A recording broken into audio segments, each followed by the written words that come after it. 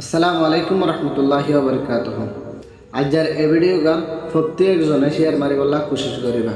তোমার উগ্র শেয়ারে কিছু কিছু পরিবারত আজকে দিন দিলাম খবর ফাইট ফারে তৈলে আগে স্ক্রিনত দিতে ছবি আনগান চাই আর রোহিঙ্গা ক্যাম্পতুন মালয়েশিয়া যাবলা এদের এখন বর্তমানে তারা জেলখানার মাঝে আছে।